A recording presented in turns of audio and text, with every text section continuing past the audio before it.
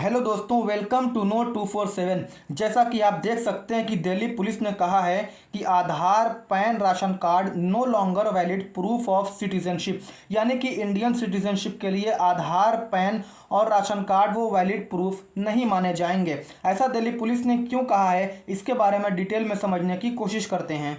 आप देख सकते हैं हिंदुस्तान टाइम्स की न्यूज़ भी है, इसने भी पब्लिश किया है Aadhaar, PAN, ration card no longer valid proof of citizenship. Delhi police amid crackdown on illegal migrants, यानी कि अवैध प्रवासियों के ऊपर कार्रवाई के बीच दिल्ली पुलिस ने ये बातें कही हैं। आखिर केंद्र सरकार ने इस तरीके का फैसला क्यों लिया है? Delhi police will now only accept voter ID cards, passport as proof of Indian citizenship, यानी कि भारतीय नागरिकता के लिए सिर्फ और सिर्फ वोटर आईडी कार्ड्स और पासपोर्ट को ही एज ए प्रूफ एक्सेप्ट किया जाएगा, क्योंकि कैपिटल के अंदर यानी कि दिल्ली के अंदर इलीगली बहुत सारे फॉरेन नेशनल्स रहते हैं जिनके ऊपर डाउट है कि वो विदेशी नागरिक हैं, वो विदेशी हैं। इसलिए केंद्र सरकार ने यह फैसला लिया है कि आधार, पैन कार्ड और राशन कार्ड को कंसीडर्ड नहीं किया जाएगा वैलिड प्रूफ के लिए।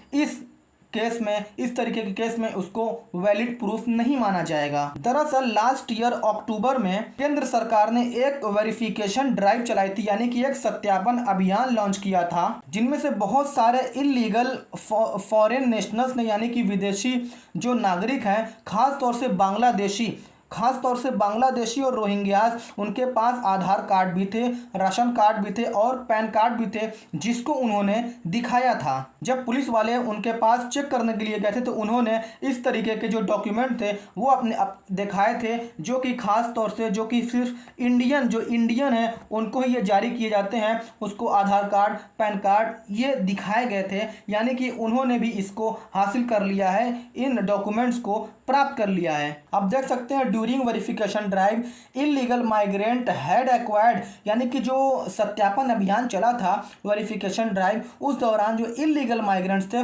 उन्होंने आधार, राशन कार्ड और पैन कार्ड एक्वायर्ड कर लिया था और उसको इंडियन सिटीजनशिप के लिए फाल्सली क्लेम किया था कि वो इंडियन सिटीजन है। उनमें से बहुत सारे ऐसे भी थे, खास तौर से जो रोहिंग्या रिफ्यूजी थे, उनके पास UNHCR का कार्ड भी था जो उनको इशू किया गया था। इसलिए केंद्र सरकार ने इंडियन सिटीजनशिप को इस्टेब्लिश करने के लिए वोटर आईडी कार्ड और पासपोर्ट को मैंडेटरी कर दिया है। Around 3500 Pakistani citizen including approximately 520 मुस्लिम जिनमें से हैं वो दिल्ली के अंदर रहते हैं और इनमें से 400 ऑलरेडी पाकिस्तान जा चुके हैं। अटारी बॉर्डर के द्वारा वो पाकिस्तान पहुंच चुके हैं 400 सिटीजन, और रहते 3500 जिनमें से 520 जो है कि वो मुस्लिम हैं। दरअसल हम ये समझने की कोशिश करते हैं कि आखिर जो ये दिल्ली पुलिस या केंद्र सरकार ने इस तरीके का फैसला लिया, इसका बैकग्राउंड क्या है।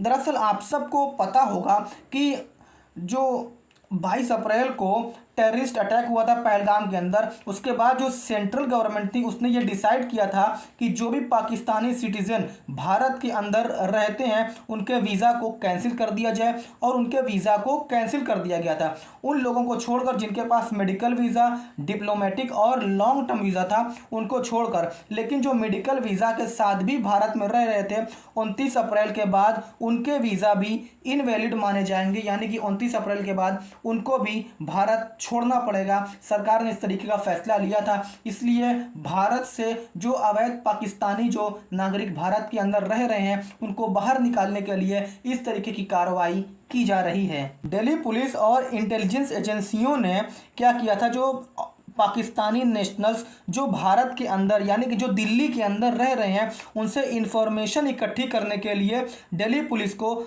ऑर्डर दिया था कि वो उनसे जो है इंफॉर्मेशन इकट्ठी करें और उनको डिपार्चर करें, यानी कि उनको दिल्ली से बाहर निकालें। ये सभी पाकिस्तानियों के लिए फैसला लिया गया था। लेकिन उसके बाद सरकार ने क्या किया, सरकार ने कहा कि जो हिंदू पाकिस्तानी सिटीज़न हैं और जिनके पास लॉन्ग टर्म वीज़ा है उनके वीज़ा वैलिड रहेंगे, यानी कि वो भारत के अंदर रहेंगे, उनके वीज़ा को वैलिड माना जाएगा, और उनके अलावा जितने भी हैं सभी के वीज़ा को इनवैलिड माना जाएगा, उनके वीज़ा इनवैलिड होंगे और उनको भारत से बाहर जाना होगा। इसलिए सरकार ने इस तरीके का फैसला लिया था। तो दोस्तों ये जो खबर थी ये मैंने आपके सामने रखी है।